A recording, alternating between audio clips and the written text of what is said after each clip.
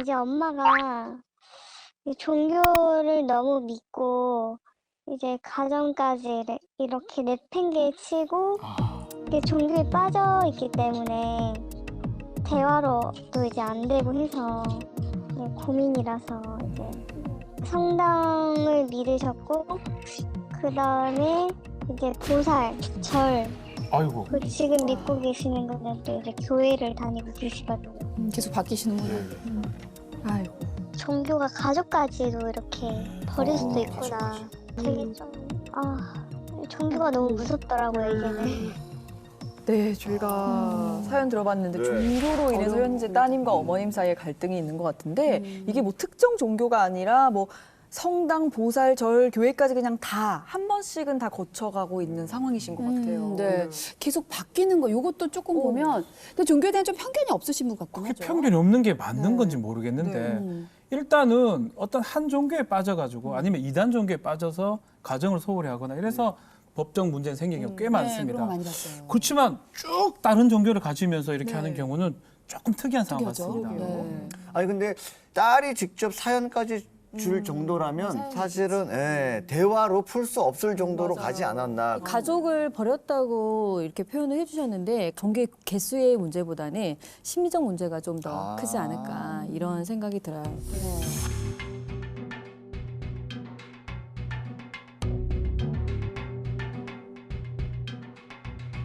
이제 엄마가 제가 사진으로 봤을 때 세례를 받고 있더라고요 성당에서. 네, 성당을 믿으셨고 초등학교 한 4학년쯤 이제 엄마가 동네 그 무당인 거죠. 무당을 믿기 시작했는데 천주교에서 무당으로 무당으로 가는 게 가기 쉽지 않은데. 쉽지 않은데요.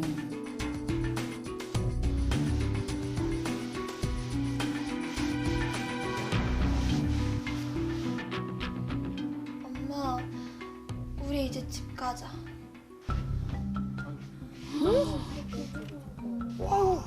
와 신당을 좀 청소까지. 뭐 청소도 하시고 막 그런 거기서 이제 잡다한 심부름도 하고. 딸이 왔는데도 지금 뭐 본체만 차고 가시네. 전 깊게 빠졌구나.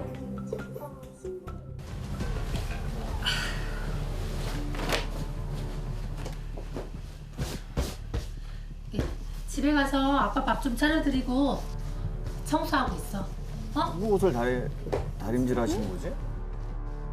저희가 자식인데 이제 그 무당 자식이 아들이 둘 있었는데 그 아들을 거의 키우다시피 하시고.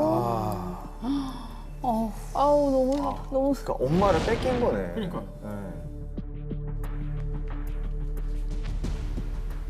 애들 아빠가 동자신 옆으로 가겠어. 곧 죽어. 어? 아이고 보살님 저 좀 도와주세요. 근데 또 저렇게 얘기를 하면은 겁나죠. 심리적으로 이게 네. 매여 있는 거니까. 이게 가스라이팅이에요, 맞아요. 신이 노하셨어. 달래드려야지. 굿밖에 없어. 굿해야 돼 당장. 굿이요? 예 해야죠. 굳이 돈이잖아요. 아 엄청 비싸요, 그치? 이제 아빠가 빨리 죽는다 이런 얘기를 했어요. 그래서 그때 충격을 먹고 굿을 뭐 해야 된다면서 그때 굿도 하고 또 굿 하는데도 뭐 몇 천만 원씩 쓰시고 그러셨거든요. 딸이 봤을 때 진짜 엄마가 저러고 있으면 이게 안 되지. 금전적으로 또 너무 또 무리한 게 요구를 하는 곳들도 좀 그렇죠. 있죠. 예, 일부. 금전이 기준이에요. 네. 사기가 되냐 안 되냐 기준입니다. 예.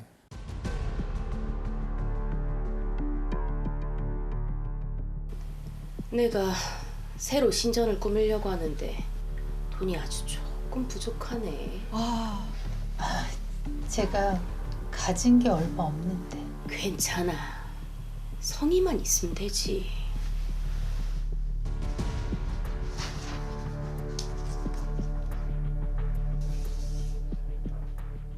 보증을 줬다고요? 야. 아 가진 게 없다니까 괜찮다는 게 나는 안 받는다는 줄 알았더니 보증을 썼거든요. 그 무당한테 엄마가 보증을 써줘서 이제 집도 날리고 집을 1, 2천도 아니고 몇 억씩 이렇게 몇 억? 날리게 됐으니까. 심각해요, 심각해. 저기 나 돈 좀 빌려줄 수 있어? 내가 금방 갚을게. 나 한 번만 살려주라. 저 집에 빨간 딱지 붙은 거 봐요. 어머 어떡해요. 아, 빨간 딱지. 진짜 저거는 안 당해보면 몰라요. 제일 제가 아끼는 이제 보물함 가구가 있었는데 거기에 이제 빨간 딱지를 딱 붙여져 있는 걸 보고 그때부터 이제 아유, 좀 세상에. 이렇게 사춘기 없이 그냥 지나갔던 것 같아요. 빨리 이제 철이 들었다고 하나? 엄마, 이게 다 뭐야? 여보세요? 오랜만이지? 저기 나 돈 좀 빌려줄 수 있을까? 지금 이 어머니 같은 경우는 이렇게 주변에 이런 사람들의 다른 사람의 말에 계속 현혹되는 삶을 살아오신 것 같은 느낌이 들어요.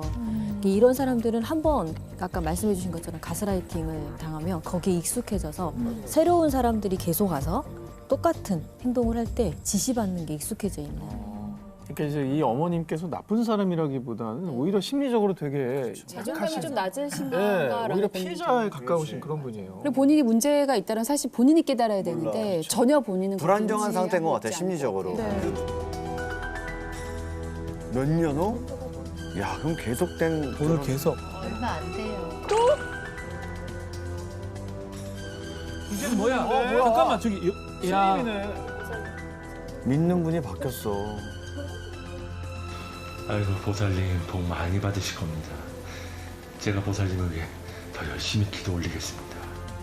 네, 절을 다니시는데 뭐 절에서 뭐 구출한다고 하는데 솔직히 절에서 무슨 구출하냐 이러면서 또 거기서도 이제 잡심부름 같은 거 하고 또 거기도 아침마다 가서 뭐 손님 맞이하고 차 내오고 뭐 돈도 안 받고 무급으로 그런 일을 하시더라고요. 또 절에 가서 그 무당집에서 했던 행동을 절에 가서. 그대로 하는 예. 거예요. 저건 신앙이라고 볼 수가 없어요.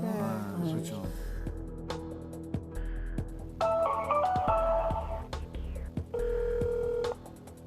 전화를 받을 수 없습니다. 신호음을 듣고 메시지를 전화 안 받는다. 스님이 돈 가져가서 지금. 스님, 무슨 일 있으세요? 왜 이렇게 연락이 안 되세요? 이거 들으시면 꼭 연락 주세요. 이제 거기도 이제 사기를 당했는데 이제 저희한테 말은 안 했어요. 이제 굿한다 하고 이제 돈 받고 이렇게 도망을 갔다고 하더라고요. 얼마나 답답했을까? 저 정도 이렇게 되면 이제 아직 어린 나이잖아요. 그럼 약간 트라우마로 좀 남을 것 네. 같다라는 생각도 들고 그 어릴 때는 엄마의 품과 엄마의 사랑과 관심이 필요할 텐데 지금 엄마 아예 보니까 딸한테 관심조차 없어요. 야, 심리적으로 너무너무 힘들 것 같다는 생각이 듭니다. 왜냐면 대화로도 풀 수 있는 거지만 지금같이 뭐 경제적으로 뭐 어떤 뭐 사기를 당하거나 집에 경제적으로 좀 문제가 생긴다거나 이런 경우는 좀 특이한 케이스인 것 같아요. 네. 종교 문제로 가족끼리 법정에 서는 경우도 많을 있죠. 것 같아요. 일단은 이혼 사유 중에 이렇게 종교 때문에 가정을 뭐 등한시하거나 과다한 헌금 같은 것 때문에 갈등이 일어나는 경우도 있고요. 그것 때문에 이혼이 되는 경우들도 있습니다. 자, 과거에 믿었던 다양한 종교들 때문에 가족들도 상처를 많이 받으신 것 같아 보입니다. 자, 그런데 최근에는 또 다른 종교를 믿으셨다고. 또 믿어요? 네. 그러고 나서 또 이제 잘 있다가 이제 종교를 안 믿고 계시다가 교회를 이제 다니기 시작했는데 이제는 교회도 맨날 나가요. 일주일에 한 5일, 6일 이렇게 나가는데 가서 무급으로 이제 교회 청소하고. 어머니 자체가 뭔가를 본인이 헌신하시고 뭘 이렇게 하셔야지 뭔가가 마음이 좀 편한. 마음이 편해지는 의존증으로 보이거든요. 의존증이라는 게 보편적으로는 알코올이라든가 약물이라든가 이런 의존을 통해서 삶을 영위해가는 사람들이 많은데 실은 이렇게 사람을 의존하는 것도 의존증에 볼 수 있는. 인정받고 싶은 것 같아요. 저런 걸 통해서 지금 보니까. 열심히 하면 뭔가 나에게 온다라는 오지 않고 계속 지금 뺏기시니까. 돈 주고. 근데 이제 그걸 이용하는 사람이 있는 거죠. 제가 볼 때. 나쁘다. 정말 나쁜 거죠. 진짜.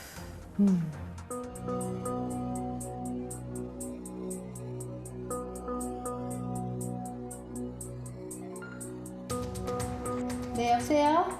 엄마, 또 교회야? 교회 왔지. 목사님 방 청소하고 있어. 아, 아니 힘들게 그걸 왜 해? 그냥 예배만 보라니까. 야, 네가 나한테 뭘 해줬다고 이래라 저래라 하는 거야. 내 인생이니까 신경 꺼. 돈 안 날릴 거니까 걱정하지 말라고. 어머, 갑자기. 아니 엄마, 나 돈 얘기하는 게 아니잖아. 난 엄마 걱정되니까 지금. 엄마? 엄마! 엄마가 딸한테 이렇게 하기 쉽지 않은데. 아, 대화가 안 통해. 대화가 안 돼요, 그냥. 저도 이제 포기를 하게 되고, 그러니까 이제 안 들으시는 거죠.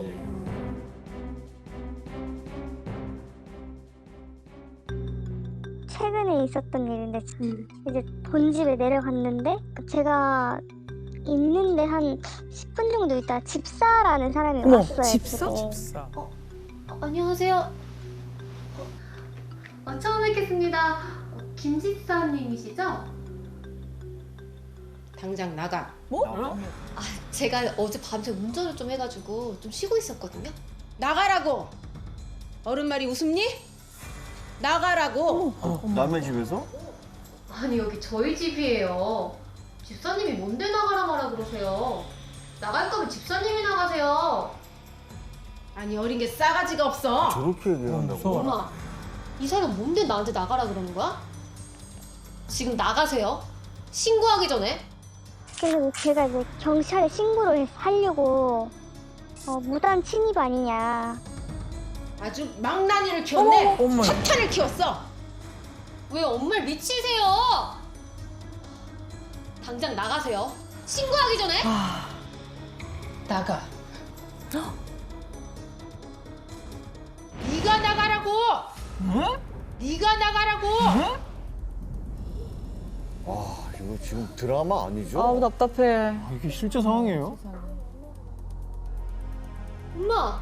저는 그때부터 이제 배신감이 확 느껴졌죠. 이게 내가 아는 엄마가 맞나 싶을 정도로. 그때부터 이제 울컥하기 시작하고, 이제 엄마가 이제 이성적인 판단이 안 되시는군요. 많이 빠지셨네요. 시간이 지나고 그 사람도 한두 시간 있다가 그 집에서 나가더라고요. 엄마. 어떻게 나한테 그럴 수가 있어? 네가 나갔어야지. 왜 어른 말을 안 들어? 엄마. 나 엄마 딸이야. 치료가 필요하시구나. 아우 너무 답답해. 내가 나가는 게 아니라 그 사람이 나가는 게 맞는 거라고. 진짜 이해가 안 되죠, 일단. 어떡해요. 저는 너무 이해가 안 돼요, 아직도. 그냥 뭘 그렇게 의지를 해야 되는 건지도 모르겠고. 그렇지. 우리도 안 되는데 딸은 얼마나 안 되겠어요. 그 이해가 안 되면서 막 눈물 날 것 같아. 그럼요. 엄마가 이제 다음날 돼서 교회를 갔다 오더니 또 뭐가 세뇌가 됐는지. 너 집에서 나가. 에? 우리 집사님이 그러시는데 네가 우리 집에 있으면 안 된다고 하더라. 엄마. 뭐 하는 짓이야 지금? 나가. 엄마. 빨리. 집에서 나가라고. 나 이게 진짜 이해할 수가 없는 거예요. 제 평생 살면서 이런 일이 한 번도 없었는데. 그래서 제가 이제 제가 집을 이제 나왔죠. 나가라고 하니까 못 견뎌서 스트레스 받고 그래서. 그 문제가 이 가스라이팅을 하는 사람들은 보편적으로 자신이 조종을 잘 하기 위해서 주변 사람들하고의 관계를 이렇게 단절시키기 때문에 패턴이 이간질 사이비 종교 특징이 좀 그런 게 있어요. 그렇게 하는 부분으로 보여요. 그러니까 우리가 아는 어떤 일반적인 교회로 좀 보이진 않거든요. 그렇죠. 자세한 얘기는 교회의 모르겠지만. 문제라기보다는 그 어머니와 집사님과의 관계의 그렇죠. 문제인 것 종교의 같아요. 문제가 아닌 것 같아요. 사람과 사람과의 문제인 것 같아요. 와, 진짜 믿어지지가 않네요. 근데 이상한 장문이 오는 거예요, 엄마가. 엄마 문자로 저한테. 문자로 난 네가 왜 이렇게 컸는지 모르겠다. 네가 이렇게 크라고 내가 널 배 아파서 낳은 게 아니야. 내가 널 잘못 킨 것 같다. 뭐? 넌 왜 이렇게 큰 거니? 저기 뭐 잘못 키우니 뭐 이렇게 막 문자가 오길래 계속 연속으로 그렇게 오길래 제가 엄마를 차단을 시켰어요. 아이고. 엄마 같지 않으니까. 이제 지금 실제로 어머니가 사연자께 보내신 문자 내용을 보내주셨다고 합니다. 와, 진짜 장문에 어떤 문자를 보내주셨네요. 내 딸이 아닌 괴물을 보고 있는 느낌이 든다. 라는 말까지 하셨어요. 근데 저런 내용을 실제로 보냈다는 게 참 믿겨지지가 않아요. 보통은 저렇게 장문의 문자를 쓰면서라도 생각이 정리돼서 네. 아 이거 이러지 말아야겠다 생각이 드는데 진짜 확신에 가득 찬 저런 문자를 보니까 섬뜩하네요. 너의 모습에서 괴물이 보인다. 이거는 정상적인 사고방식이나 상태에서는 쉽게 나올 수 있는 얘기 같진 않거든요. 그런데 이 어머니를 보면이 이번 일뿐만이 아니고 그 전부터 계속 같은 패턴이시거든요. 그러니까 이 어머니의 심리적 문제가 굉장히 크게 보이고 가스라이팅 하는 사람만 바뀌고 있지 이 어머니 거기 삶에 굉장히 익숙해져 있는 그런 느낌이 들고 그게 문제로 보이지 않아요.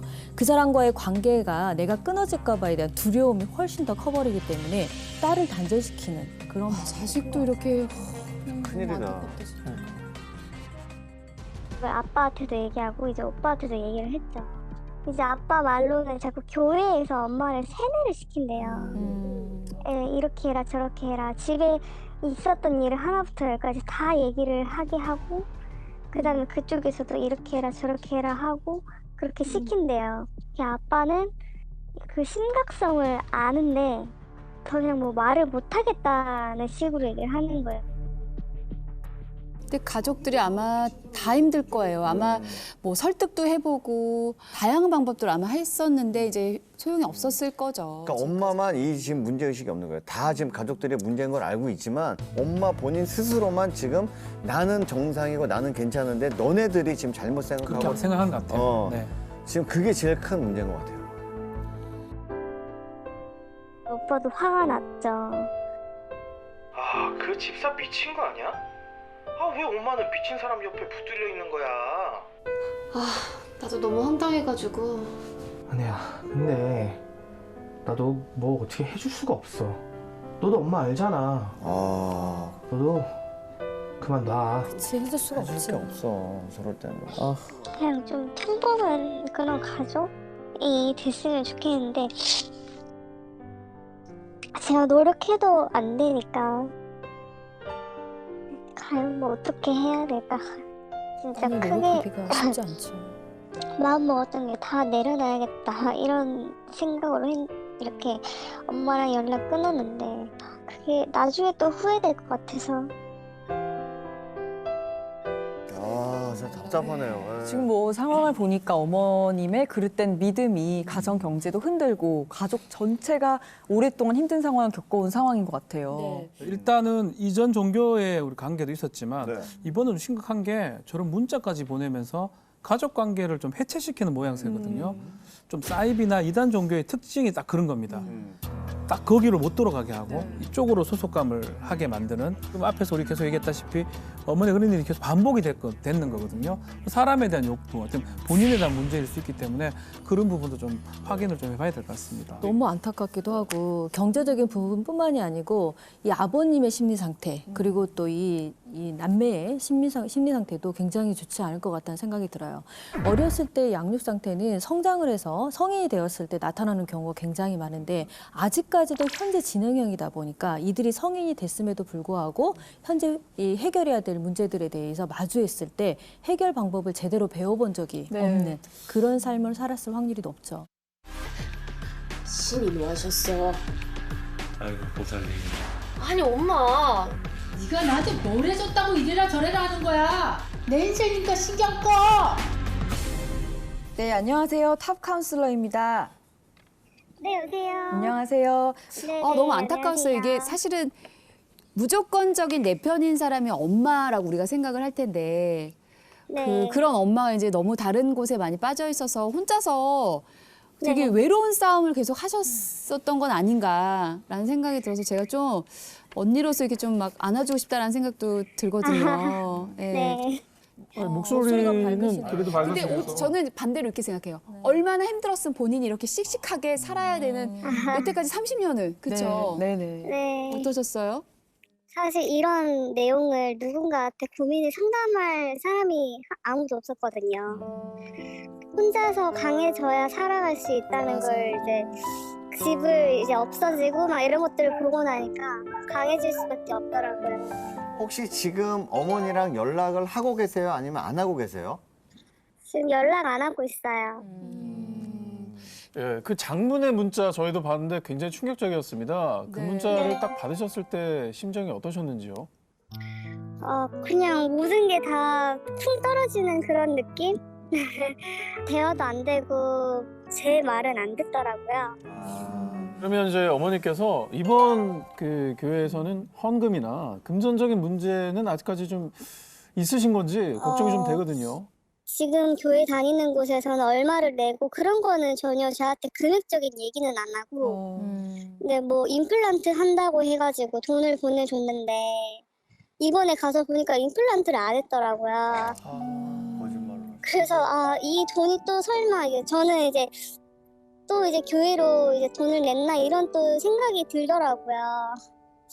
예. 이제 아버지가 일을 하시다가 다치셔서 장애 등급을 받으셔서 네, 한 달에 이렇게 수당 나오는 걸로 근근히 이제 생활을 하고 계시는데 또 이제 그 돈에서 뭐 11조라고 하나요? 뭐 돈을 낸다고 하는데 그거를 아빠는 교회 가기 싫은데 이제 끌고 간대요. 일요일에. 또 아버지 모시고 가는구나. 지갑에 있는 뭐 현금 같은 거는 다 낸다고 하더라고요. 아마 지금 굉장히 막 복잡스럽고 막 머리가 아프고 그래서 지금 이제 어머니가 조금 멀어지고 있는 시간이 된 것 같은데 그래도 어머니와 관계가 어떻게 되길 바라시는지 한번 여쭤보고 싶습니다. 네. 진짜 이번이 마지막이라고 생각을 해요. 정말 이게 연을 이어갈지 또 이렇게 그냥 인연을 끊어야 될지. 솔직히 말하면 그냥 평범하게 정말 엄마와 딸 사이가 되고 싶죠. 그냥 엄마를 찾고 싶은 거죠, 내 엄마. 그럼요. 여느 그냥 모녀들처럼 그렇죠. 네, 정말 평범한 그런 가정이 되고 싶죠. 저도 사실 정답이 뭔지 모르겠어요. 너무 답답한 그냥 마음뿐이에요. 나가. 왜 어른 말을 안 들어? 엄마, 나 엄마 딸이야.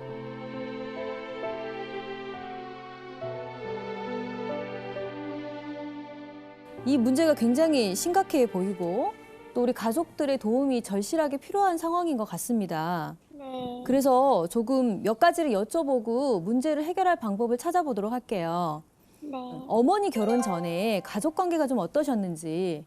조금 불우하셨다고 얘기는 들었는데 네. 태어나서 이제 친어머니를 얼굴을 못 봤다고 하셨거든요. 네, 이렇게 사랑을 못 받고 자라셨고 네. 이제 새어머니가 오셨는데 네. 그 연탄 집게로 많이 맞았다고 매일같이 맞았다고 하더라고요. 이 사연자님의 아버님의 성향은 좀 어떠세요? 많이 무뚝뚝하시고 엄마한테도 이렇게 따뜻한 모습보다는 이렇게 많이 싸우고 네 그런 모습을 많이 보여주셨어요. 그러셨군요. 그 우리 어머니께서 학대당하는 경험과 또 삶이 굉장히 지치고 힘들고 또 결혼을 막상 했는데 따뜻하지 않은 남편을 만나고 네. 그러다 보니까 삶이 지쳤을 거예요. 근데 그런 지친 상황에서 자신을 위로하고 도움을 줄 수 있는 사람들을 찾게 돼요, 사람들은. 근데 그때 이런 분들이 계속 나타나면서 우리 어머니 옆에 머물렀던 것 같아요. 네. 그래서 그 사람들을 의지하고 그 사람이 의지하는 그 힘으로 지금까지 살아가고 계신 것 같아요. 그러니 자신이 가지고 있는 돈이 아깝거나 자신이 가지고 가서 몸으로 봉사를 하거나 이런 모든 것들이 하나도 안 아까운 거예요. 사연자님 과거에 뭐 다양한 일로 이제 그 집안에 빨간 딱지도 붙은 적이 있으셨고요.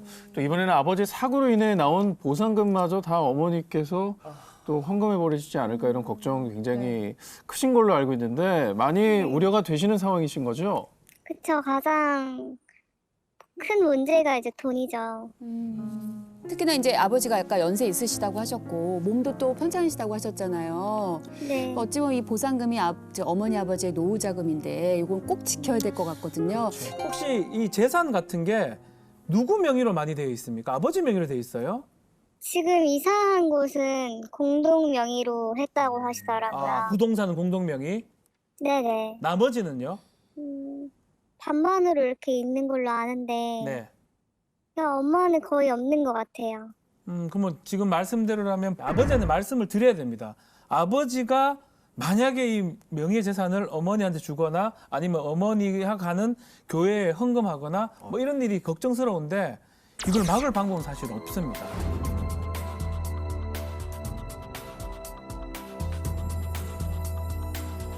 그렇기 때문에 지금 사연자님이 아버지하고 또 오빠도 계시니까 그 얘기를 좀 해야 될 것 같아요. 재산 같은 거 할 때 좀 우리랑 같이 상의를 하자라는 얘기를 충분히 해놔야 됩니다. 안 그러면 나중에 큰 문제가 될 수 있는데 혹시 논의 같은 거 한번 해본 적 있습니까, 사연자님? 논의는 아니요, 안 해봤어요. 근데 왜냐면 아픈 곳을 찌르는 거니까.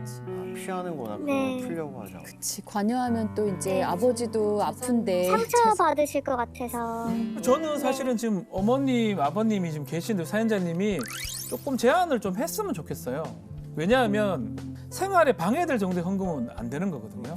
또 마찬가지로 그럼요. 뭐 모든 재산을 자식들한테 상속할 이유는 없지만 그렇지만 우리 법상으로는 일정 부분 주도록 돼 있는 거고 그런 거라면 미리 조금 증여가 가되 다만 이제 그 증여를 믿을 수 없다 그러면 조건을 좀 걸어 놓는다든지 이런 말씀을 사연자님이 어머님하고 아버님하고 좀 같이 했으면 어떨까 제가 제안을 좀 드리겠습니다. 그러니까 요거를 이제 아다르고 어다른데 엄마 아빠의 노후 준비를 요렇게 이렇게 하는 방법이 있대라고 접근하는 게 어떨까 싶어요. 이게 딱 좋아요. 저같이 변호사들은 못되게 이렇게 얘기를 하는데 좀 애둘러서 얘기를 할 수 있으면 재산 얘기 분명히 해야 됩니다. 왜냐하면 노후라는 것도 있고 이것을 어떻게 돌릴지 또 상속도 문제가 되고 세금도 문제가 세금이 그렇대 이런 핑계를 그렇죠. 대면서 그것도 타이밍이 중요하니까. 그리고 아버지한테 좀 인식을 시켜줘야 됩니다. 그래서 사연자님이 우리 지금 지혜 씨 말대로 제 말대로 하지 마시고요. 지혜 씨 말대로 아주 좀 부드럽게 법률 얘기를 조금 했으면 좋겠습니다. 어머니가 의존을 해야 되는 사람이 누굴까요? 남편이죠. 가족이죠. 네. 네, 가족이 맞습니다. 그렇죠. 그런데 제가 보니까 이제까지 누구도 어머니의 편을 들어줄 수가 없는 상황이 되었던 것 같아요. 그러니 어머니는 계속 다른 사람들에게 의존하는 능력들만 계속 커지고 가족과 함께하는 것에서 행복을 느껴본 적이 별로 없는 그런 느낌이 들고 있거든요. 네. 그런데 이걸 어떻게 하셔야 되냐면 저는 조금 심각하게 보여서 어머니 두고요. 이 아버님과 우리 오빠하고 셋이 같이 만나서 이야기를 좀 나눠봐야 될 것 같아요. 그리고 의논을 하셨을 때 아버지에게도 아버지의 인생에서 중요한 부분이라는 걸 조금 얘기해 주시는 게 중요할 것 같고 이 4명의 가족이 다 모였을 때 행복하다는 믿음이 생길 수 있는 그 환경을 계속 조성해 주시는 게 좋을 것 같은데 어머니가 하고 있는 모든 일에 대한 지지를 조금씩 해주는 게 중요해요. 그리고 좀 더 좋은 방법을 말씀을 드리면 저는 이 어머니의 심리치료가 조금 필요하다고 생각이 듭니다.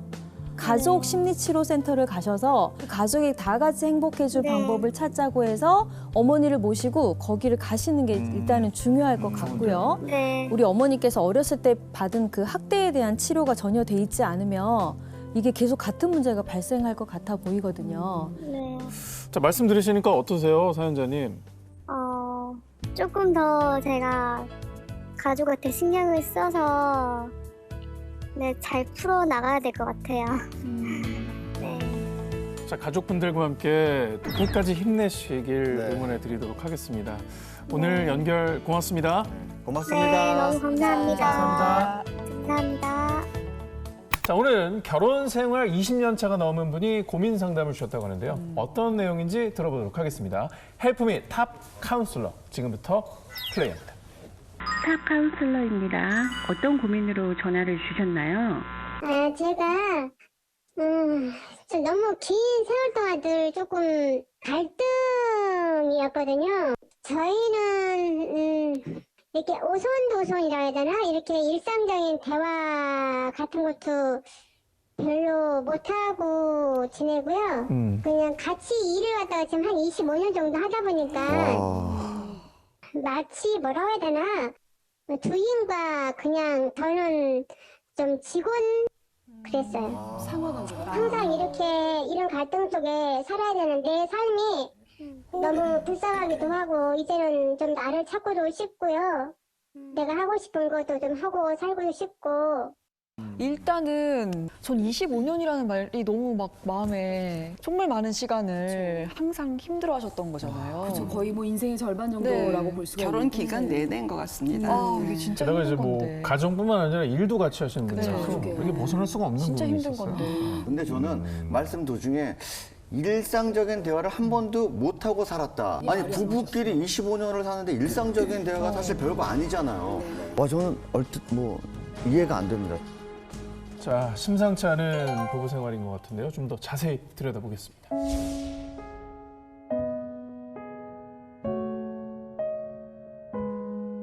이게 저는 25년 동안 이렇게 진짜 일밖에 안 했어요, 저희는. 네, 진짜 뭐 놀러 간 것도 손꼽을 정도로 그러고 1년 365일 뭐 명절에도 오절에만 뭐 시어머니한테만 다녀온 뒤로부터 다시 문 열고 이렇게 지금까지 살았거든요. 연중 무휴? 일은 아내분이 제일 많이 하시는 것 같은데. 얼마나 잡일이 많겠어요. 네, 근데 직함은 직원이에요. 지금까지는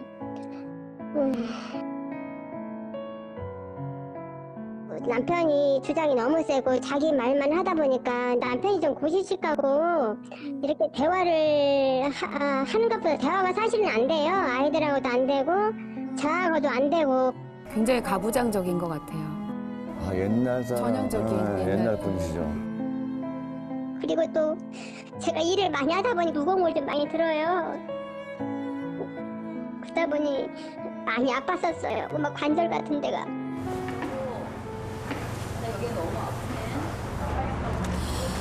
한가한 소리하고 자빠졌네 진짜. 나이 들면 다 그런 거야. 그렇게 따지면 나 벌써 쓰러져서 죽었어.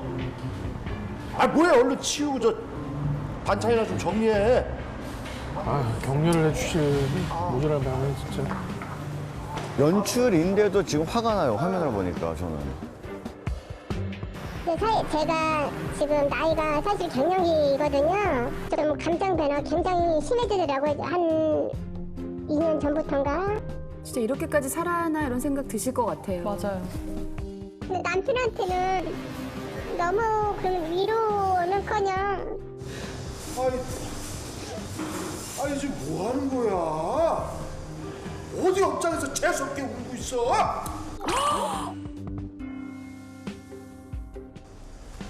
아, 참 환장하겠네 진짜. 아이 참. 아내를 만난 게 아니고 직원을 구하신 것 같아요. 그 표현 그대로 그죠.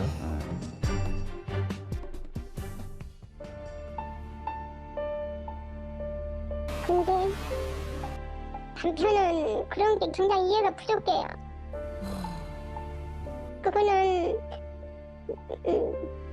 밥 먹고 배부른 사람들이 하는 것이라고.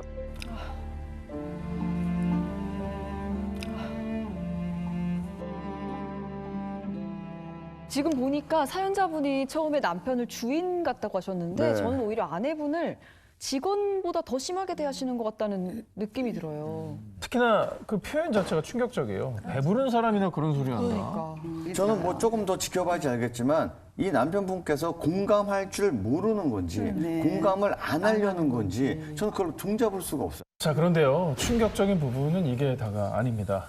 사연자분이 망설임 끝에 아주 어렵게 꺼내놓은 얘기가 있다고 하는데요. 또요? 함께 만나보시죠.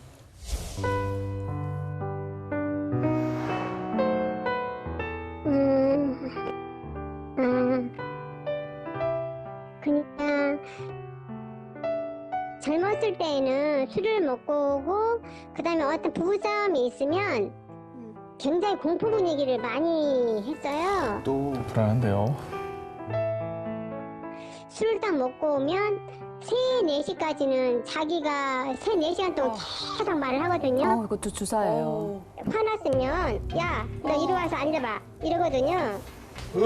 아니 쉬어야지 다음날 일을 하죠. 아내가 만만한 거구나. 앉아보라고.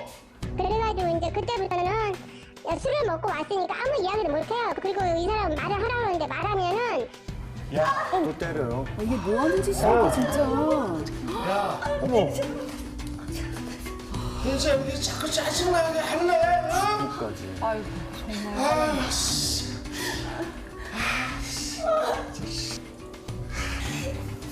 뭐야? 갑자기 막 우통을 다 벗고 나서 뭐 공포 분위기를 만드든지 그러면 저는 항상 그러면서 보고 왔기 때문에 무서워서 아예 말도 못 하거든요. 폭력까지.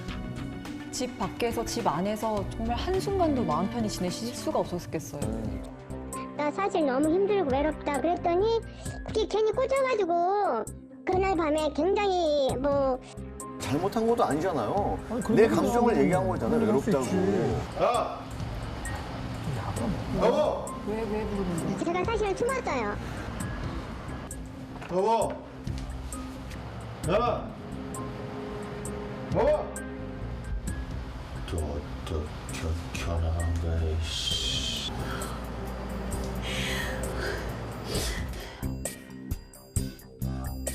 무서워.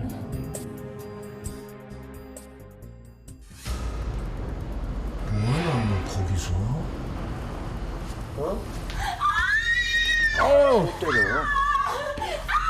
숨었는데 나를 찾아내가지고 나를 때리기 시작했고. 야 이건 진짜 미친 거 아닙니까? 딱 좋아. 그다음에 아이들이 작은 방에서 자고 있는데 아이들을 깨워가지고. 깨워요? 똑바로 걔네들 딱딱 세워놓고 상자에 저를 때리기 시작했거든요. 어떻게? 저게 뭐 하는 짓이에요 정말.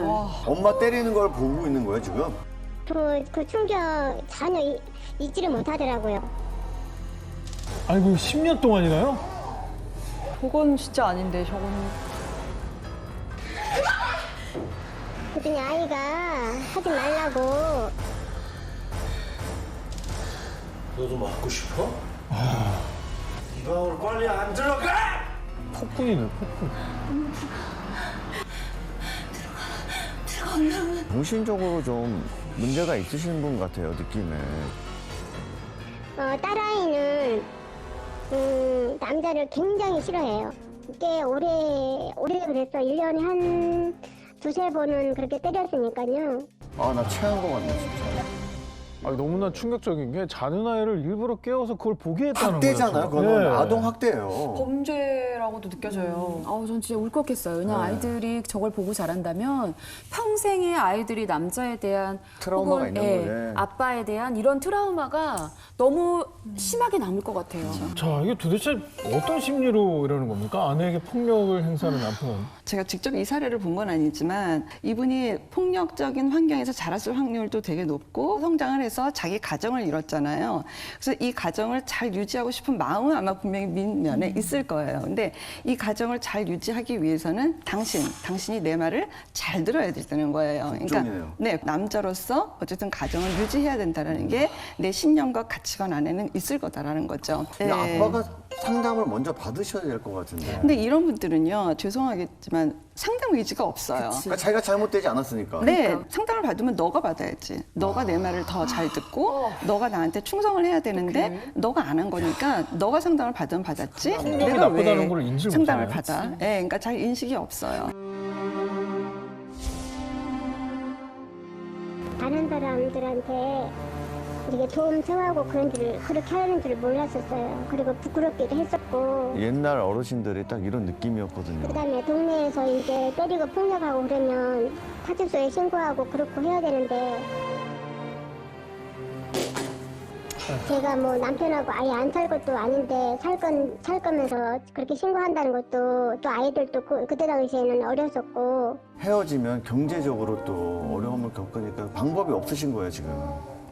제가 혼자서 도망갈 용기는 없었고 아이들을 둘이 데리고 가기에는 내가 너무 힘들었고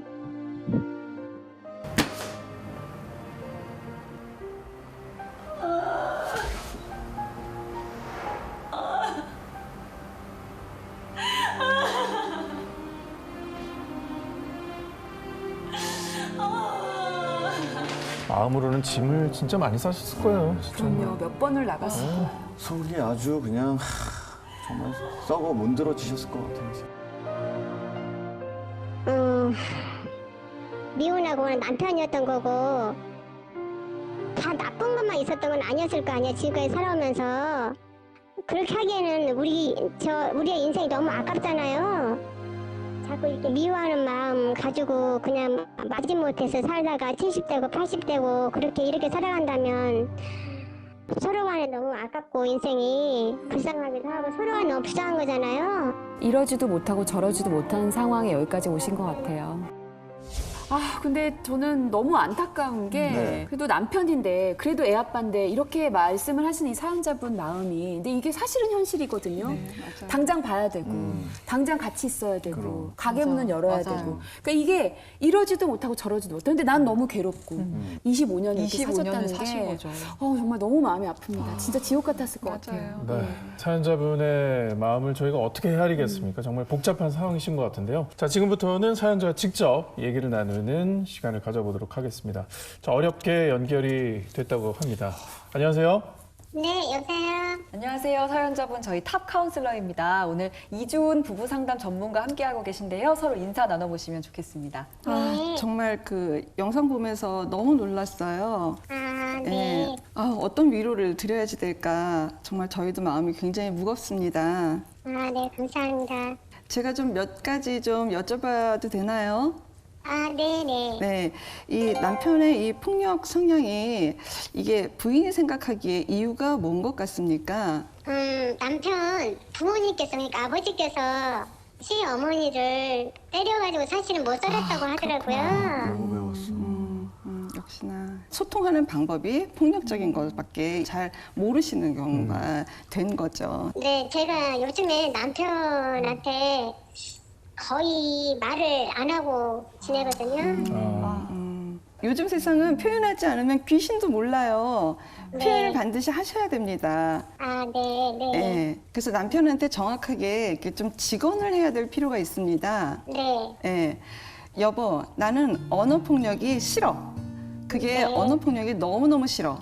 근데 나는 당신이 밉거나 싫지는 않아. 이렇게 남편이 하고 있는 행동과 남편의 존재 자체를 분리시켜서 남편에게 꾸준히 표현을 하시는 게 굉장히 중요할 것 같습니다.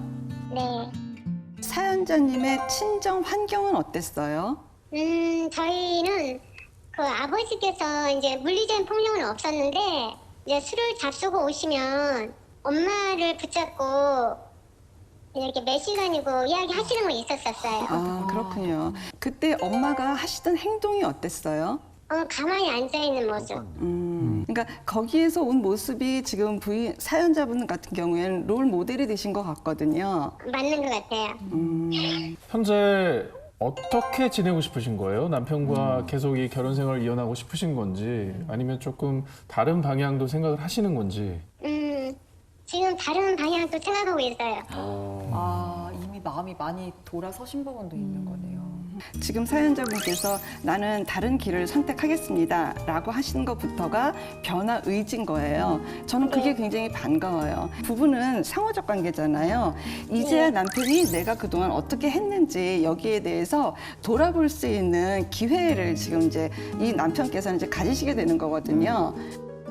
뭐 문제는 이제 법적으로도 해결을 잘 해야 되겠지만 중요한 건 그간의 상처를 그렇죠. 잘 치료하고 또 앞으로도 네. 심적으로 당당하게 살아가는 그런 부분일 것 같습니다. 자, 전문가님, 사연자님께서 어떻게 잘 이거를 극복해내실 수 있을지 좀 마음의 처방전이랄지 그런 걸 좀 내려주신다면. 이혼을 하고 안 하고보다는 정말 우리가 살아온 것을 어떻게 정리를 해서 우리가 이혼을 하더라도 할까 이런 좀 방향성을 좀 더 새롭게 좀 인식하면 훨씬 더 좋을 것 같고요. 그리고 무엇보다 좀 이제부터는 좀 자부심을 좀 가지셨으면 좋겠어요. 나 25년 동안 최선을 다했어. 누가 해준 게 아니라 내가 직접 한 거거든요. 훨씬 더 좀 이렇게 수동적인 거에서 좀 능동성을 좀 발휘하실 수 있을 거라고 생각이 듭니다. 네네. 본인이 생각한 것을 이제는요, 나 이렇게 해야지라는 것보다는 직접 손글씨로 메모지에 작성해 보세요. 매일 좀 읽어보고 또 보고 이렇게 본인 결심을 좀 다져가는 그런 방법을 한번 사용해 보시기 바랍니다.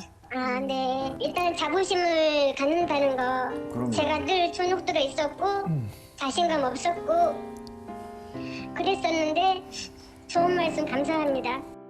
오늘의 대화가 힘든 마음에 위로의 시간이 됐길 바랍니다. 용기 내서 전화해 주셔서 고맙습니다. 네, 감사합니다. 고맙습니다. 네, 감사합니다. 네, 지금까지 탑 카운슬러 이주은 부부 상담 전문가와 함께했습니다. 고맙습니다. 안녕하세요. 탑 카운슬러입니다. 어떤 고민으로 전화를 주셨나요? 이 남자를 만났는데 너무 착한 거예요. 생긴 것도 진짜 착하고 그리고 정말 착한 등신이잖아요. 그 정도로 되게 착했어요. 근데 자꾸 여자 문제, 돈 문제, 거짓말, 도벽 문제가 다 다양하게 많구나. 이제 살다가 너무 힘든 일들이 많아서 지금 이혼 준비를 하고 있어서 그것 때문에 이혼 때문에 되게 궁금한 점이 많아서 연락을 드려봤어요. 일단은 뭐 변호사님이 나온 이유가 딱 있었네요. 근데 약간 도벽이 있다고 지금 하는 것 같거든요. 도벽? 요건 약간 범죄잖아요. 네. 네, 형사처벌도 될 수 있는 그러게요. 그런 문제이기 때문에 이혼할 수가 있는 건지? 단순히 범죄를 저질렀다? 이혼 사유! 이렇게 되는 건 좀 아닙니다. 형사 사건이랑 그 이혼 소송은 별개의 그런 문제죠. 의외다. 예. 그럼에도 불구하고 고유정 씨 사건 있잖아요. 네. 당시 남편이 이혼을 요구했어요. 네. 근데 이혼을 원치 않는다라고 고유정 씨가 거절을 한 거예요. 네. 근데 이렇게 중대한 범죄를 저지른 경우 법원에서 이혼 판결을 내렸습니다. 네. 그러니까 중대 범죄의 경우에는 또 해당이 될 수도 있네요. 배우자가 범죄를 저질렀다고 해서 그게 바로 이혼 사유가 되진 않는다. 다만 이런 도벽이라든가 이런 문제 때문에 이혼을 하려고 하는 것 같아 보이진 않고 그건 아주 작은 사건 중에 하나이지 않을까. 여자 문제 다 한꺼번에 이분에게 오신 것 같고요. 그걸 조금 더 들어보고 나서 얘기를 더 나눠봐야 될 것 같습니다. 어떠한 일들이 있었고 어떤 상황이 있을지 좀 더 자세한 이야기를 들여다보겠습니다. 그 밤의 세계라고 하죠. 그런 쪽에서 이제 일을 10년째 하고 있어요. 밤의 세계? 남편이 이제 밤에 일을 하다 보니까 이제 일을 하는 업종도 그렇다 보니까 여자들이 되게 많았어요. 원래 핸드폰 같은 거를 다 공유를 하고 지냈었는데 어느 날 지문 인식이랑 이제 비번을 맨날 바꾸더라고요, 패턴을. 그래서 아, 이 남편이 이제 여자가 있구나. 근데 외도까지 있었다고 하면 이건 완전 종합 선물 세트 아닙니까? 그러네요. 이거 네. 뭐 더 말할 게 있는 내용인지. 너무 외도면 결정적인 네. 사유잖아요. 저한테는 연락을 전혀 안 하거든요. 일하러 나갈 때나 뭐 전화 잘 안 받아요. 어디서 뭐 하는지도 모르고.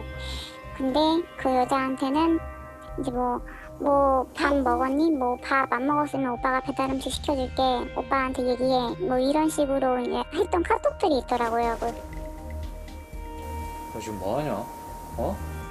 왜 남의 핸드폰을 보냐고? 오씨 뻔뻔해. 맞아요. 지금 자기가 나한테 그런 말 하면 안 될 것 같은데? 네가 허락도 없이 남의 핸드폰 봤잖아. 다신 보지 마라. 알겠어? 어디서 눈을 똑바로 보지 마라. 의심한 행동을 하고 나서 적반하장. 핸드폰을 보내면 적반하장으로 나오는 경우가 본인이 지금 좀 이렇게 약간 그러게요. 마음이 좀 불편한 게 있으니까 잘못을 걸렸기 때문에 되려 더 성을 내는 거예요. 성격 낀 놈이 성낸다. 맞아요. 그런 말 괜히 나온 게 아니에요. 아주. 그때마다 저 같은 캡처를 해가지고 소장을 날려야죠. 그렇죠. 너무 많죠.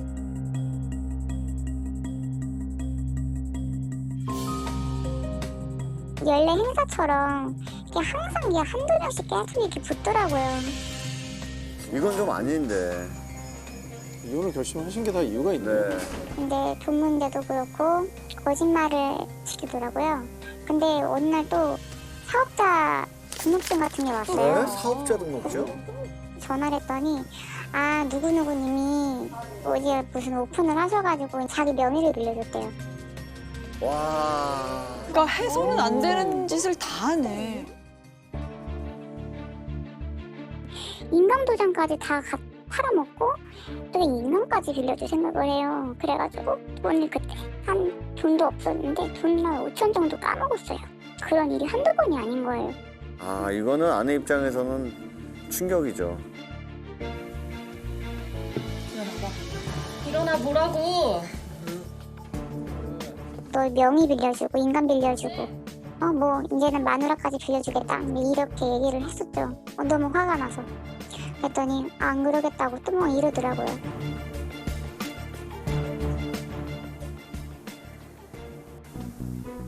아니 어느 날은 또 전무님한테 또 전화가 와가지고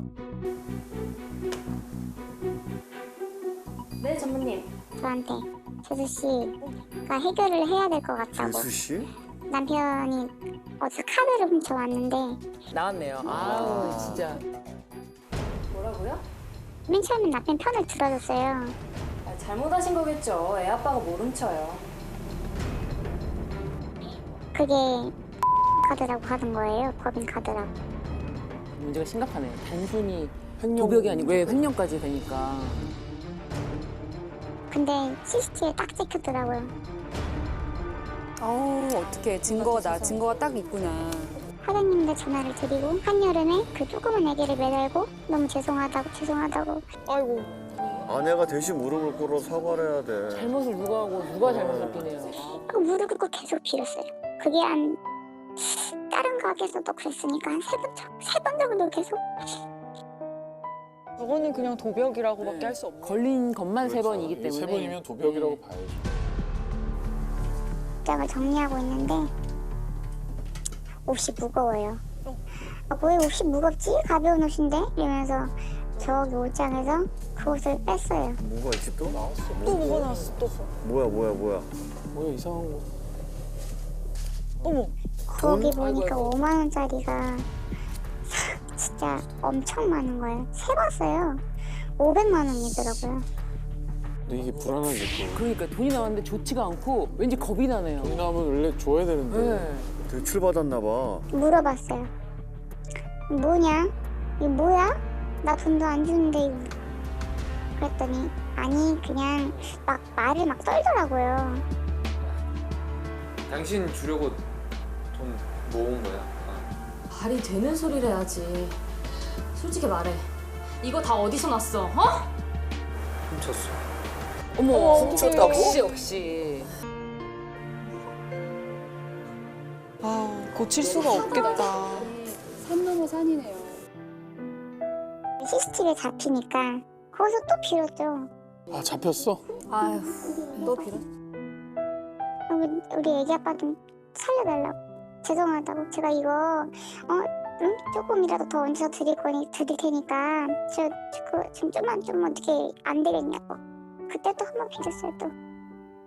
와 이거 너무한 거 아니야? 훔치고 이런 게 한두 번이 아닌 거예요. 그러네요. 근데 뭐 아내가 매번 가서 빌고 이거 말이 안 되잖아요. 그러니까 죄진 사람 따로 있고 네. 비는 사람 따로 있고. 이 아내분 같은 경우는 자신 아이의 아빠이기 때문에 범죄자가 되는 걸 막기 위해서 아마 최선을 다했던 느낌인 것 같아요. 그런데 조금 아쉬운 부분이 있는 게 다 큰 성인이 잘못을 저질렀다면 자기 당사자가 책임을 져야 되는데 아내분이 가가지고 빌었다는 게 너무 안타까운 것 같아요. 이러다가 바늘 도둑이 소도둑 된다는 말이 나오는 거 아닙니까? 또 빌어. 아우. 진짜 손이 발이되게 빌어. 근데 마누라가 무릎 꿇고 빌고 울고불고 통소정을 하는데 없어요. 어디 있는지 몰라요. 또 연락 안 돼요. 제가 빌려가는 날. 세상에 저걸 왜 같이 가서 빌었을까? 제가 여태까지 10년 동안 해결을 해줬으니까 해결을 해주겠거니 하고 이제 그랬던 것 같아요. 상습적이네요. 저거는 가중처벌이 돼야 돼요. 처벌도 안 받은 게 신기하다. 아니, 어떻게 10년 동안 같이 살았지 계속? 그런 뒷바라지를 하다 보니까는 지쳐가지고. 그거 다 봐줬다는 거야. 그냥 못 살 것 같아. 반복되는 게 가장 큰 문제거든요. 너는 가족이라는 게 뭐라고 생각하냐고 그랬더니 아무 소리 안 하더라고요. 그럼 넌 집은 왜 들어오냐? 잘 데가 없어서. 잘 데가 없어서 겨들어서 자고 그냥 나가는 거라는 거. 참 말을 참. 야 그럼 잘 때만 있으면 안 들어오겠다는 거잖아요. 이제 그냥 남남이 돼버린 거죠. 와 너무한다 진짜. 절망적입니다. 그 보면서 안타까웠던 게 이게 10년 동안 계속 이런 상황을 반복하고 본인이 해결하고 이걸 어떻게 참았을까? 저는 이분 그 사연자분 진짜 마음이 얼마나 진짜 썩어 문드러졌을까 네. 이런 생각이 들거든요. 너무 참았어. 자, 지금 상황을 보니까 이혼을 결심하셨음에도 굉장히 걱정되는 부분이 많을 것 같습니다. 직접 사연자와 전화 연결을 통해서 이야기를 나눠보도록 하겠습니다. 여보세요? 네, 여보세요. 네, 안녕하세요. 탑 카운슬러입니다. 정다원 부부 상담 전문가 그리고 신유진 변호사 함께하고 있습니다. 인사 나누세요. 안녕하세요, 사연자님. 네, 안녕하세요. 그간 두 분 부부에게 어떤 일이 일어났으며 또 무엇이 문제 있는가를 조금 체크를 해보고 이후에는 다시 이런 문제들이 생기지 않도록 도와드리고 싶거든요. 또 우리 사연자님께서 오늘 상담 신청을 한 이유가 또 이혼을 앞으로 하게 될 경우에 어떤 것을 준비해야 하는지를 궁금해 하셨어요. 혹시 어떤 부분이 조금 궁금하신지 말씀해 주실 수 있을까요? 저는 이혼을 협의로 해서 그냥 조용히 진행을 하고 싶은데 제가 이제 소송까지 가고 싶지는 않거든요. 네, 이혼에 있어서 일단 생각하실 부분은 세 가지가 있거든요. 미성년 자녀가 있는 경우는 굉장히 법원에서도 엄격하게 보기 때문에 협의로 이혼을 하시더라도 그 3개월의 이혼 숙려 기간이 있습니다. 그래서 첫째는 아이 양육권에 대해서 어떻게 누가 양육할 것인가 이 부분이고요. 두 번째는 재산 분할. 세 번째는 우리 사연자님이 정말 10년 동안 너무 마음고생 많이 하셨잖아요. 그래서 이 부분에 대해서 위자료를 남편이 줄 것인가 이렇게 세 부분이 협의하실 부분인데 재산 분할이라든지 위자료에 대해서는 얼마든지 서로 간에 정하기 나름이에요. 어떤 정형화된 게 없어요. 그리고 이혼이라는 거는 협의로 하셔도 법원에 가실 때는 반드시 두 분이 같이 가셔야 돼요. 근데 이제 무엇보다도 이게 중요할 것 같아요. 우리 사연자분 아이가 있다고 하셨잖아요. 근데 지금 아이가 그 아빠를 어떻게 생각하고 있는지 그게 조금 궁금하거든요. 이게 애가 얼마 전에 저한테 이 아빠는 도대체 뭐 하는 사람이냐고 나쁜 놈 이러는 거예요. 그래고 조그만 애가 그런 표현이 나왔다는 게 이제 애기를 눈치가 빠르니까 무조건 알죠. 알고 있는 거 같더라고요. 저는 우리 아이가 아빠를 나쁜 놈이라고 표현했다고 했잖아요. 네. 이게 참 이 말이 굉장히 반어법적으로 들려요. 아빠에게 사랑받고 싶고 아빠하고 함께하고 싶은 마음이 굉장히 많았다는 생각이 들고요. 근데 엄마가 아마 아빠 때문에 너무 힘들어하는 걸 알고 있기 때문에 엄마 앞에서는 아빠가 좋다고 말할 수도 없었을 거고 또 아빠 편을 들어줄 수도 없지 않았을까 이런 생각이 들어요. 그리고 우리 아이도 실은 굉장히 중요한 시기잖아요. 어쩌면 제일 중요한 시기를 갖고 있는데 이 아이들이 잘 자라기 위해서는 자신이 사랑받고 살아가고 있다는 정서적 안정이 굉장히 중요한데 그런 정서적 안정을 잘 느끼지 못하는 문제가 있기 때문에 우리 사연자님께서 이혼에 있어서 제일 신중하게 생각하고 고려해야 될 부분이 이 부분이 아닐까 이런 생각이 드는 것 같습니다. 자, 우선 지금 남편분은 이혼에 대해서 어떤 입장이시고 특히나 양육권에 대해서는 어떤 입장이신지 지금 얘기가 어느 정도 되셨나요? 저번에 한번 이혼 얘기를 했을 때 애기는 가게 데리고 갈 거라고 막 이렇게 얘기를 하더라고요. 지금 남편은 어떻게 해서 돈을 벌고 있고 저는 그 프리랜서라다 보니까 좀 일이 힘든 상태라서 이게 어떻게 해야지 제가 양육권을 받을 수 있는지도 궁금하고 걱정이고. 우선 이 양육권을 서로 주장을 하면은 협의가 좀 어렵거든요. 법원에 이제 가시게 되면은 이혼 소송 단계는 굉장히 오래 걸리거든요. 뭐 1년 정도 생각하시면 이혼 소송 과정에서도 아이는 계속 자라고 있기 때문에 초기에 양육비 사전 청구를 하시는 거예요. 오히려 이혼 소송 중에 남편이 지속적으로 양육비에 대한 부담을 할 수 있도록 법원에서 강제를 하기 때문에 요 신청을 하시는 게 굉장히 중요하세요. 그리고 우리 사연자님도 아이를 꼭 양육하고 싶다라고 말씀을 하시는데 혹시라도 법원에 말씀을 하실 때 아까 이제 우리 아이가 아빠를 어떻게 생각해? 라고 했을 때 아빠 진짜 나쁜 놈이야 이렇게 말했다고 하시는데 그런 내용은 오히려 양육권을 가지시는 데는 좋지가 않습니다. 왜냐하면 법원에서는 아이가 부모의 이혼으로 어떠한 영향도 받지 않기를 가장 지켜보는 부분이 그 부분이에요. 그런데 다른 쪽 배우자에 대해서 비방을 하고 계속 지속적으로 안 좋은 정서적 영향을 미치면 아이한테 양육권에 있어서 결코 좋은 영향을 갖지 않게 되거든요. 이게 오히려 저희가 생각하는 건 반대네요. 네, 그렇습니다. 그래서 우리 아빠, 엄마는 너를 너무 사랑하는 거야. 우리는 같이 살지 않을 뿐이지 너무 사랑하는 점은 변함이 없다.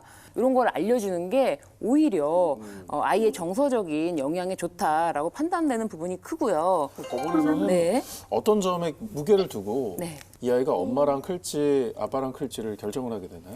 일단 법원에 오시는 분들은 이혼 소송 과정이 길다 보니까 이혼 소송 중에 주된 양육자가 누구인지도 굉장히 중요한 요소로 작용이 되고요. 그리고 또 한 가지가 일하시러 나가실 때 그때 혼자 두면 안 돼요. 그래서 법원에서는 이 보조 양육자를 누가 맡아줄지 이 점도 굉장히 심도 있게 보거든요. 그래서 양육 계획서라는 게 있어요. 머릿속으로 내가 우리 아이를 이제 성년이 될 때까지 어떻게 키워야겠다라는 점도 법원에다가 확실하게 좀 어필을 하셔야 이 양육권을 확보하실 수가 있을 것 같아요. 이거 되게 좋은 꿀팁이네요. 이거 알고 있어야 되겠네. 그리고 남편분이 집에 자주 안 들어오신다 그랬잖아요. 그 점이 양육자가 되기에는 매우 부적합한 사유거든요. 이 사람이 앞으로도 아이를 혼자 둘 수 있는 여지가 있다. 이런 점을 좀 어필하시면 양육권에 대해서만큼은 조금 더 확실하게 될 것 같아요. 사연자분께서는 재산 분할은 어떻게 생각하고 계세요? 제가 지금 남편이 얼마를 벌고 있고 이제 뭐라 하는지 잘 몰라요. 얼마가 남편이 있는 거를 전혀 모른다. 그 상황에서 협의를 한다. 그런 경우는 너무 불리하세요. 사실은 이거는 협의보다는 법원을 통하면 재산을 우리가 알아볼 수 있는 제도가 있거든요. 그래서 결혼 생활 동안 총 금융 재산을 전부 열어볼 수는 없고 이 이혼을 결심한 지금 소장을 제출하는 그 시점으로부터 3년 전 것까지 만약에 재산을 열어봤자 전부 다 빚뿐이겠다 싶으시면 이거 너무 오랫동안 끌지 않으시고 협의를 이혼하셔도 그거는 충분히 좋은 방법이에요. 사연자님께서 사실 아직 정말 젊으시고 많은 인생의 시간들이 남아 계시다 보니까 이혼 과정을 잘 이겨내시기 위한 마음가짐도 중요할 것 같은데 선생님 사연자분이 앞으로 어떤 마음가짐으로 이제 지내시면 좋을까요? 이제 앞으로 저는 우리 사연자님께서 훨씬 더 행복하게 살았으면 좋겠다는 생각이 굉장히 많이 들어요. 그러기 위해서는 자기 위로의 시간을 충분히 가지시는 게 중요합니다. 내가 왜 저런 사람을 만났을까? 나를 불신하면서 자신을 탓할 필요가 전혀 없으세요. 최선을 다한 자기 자신을 충분한 위로를 해주시는 시간을 가지시는 게 중요하고요. 감정의 휴식기를 가지시는 게 중요해요. 내가 나를 사랑하는 마음으로 충분한 시간을 가지시게 되면 자연스럽게 아이와도 행복하게 잘 살아갈 수 있다고 생각하니까요. 꼭 용기를 가지시고 자기 자신을 더욱더 사랑해 주시는 우리 사연자님이 되셨으면 좋겠습니다. 자, 사연자님.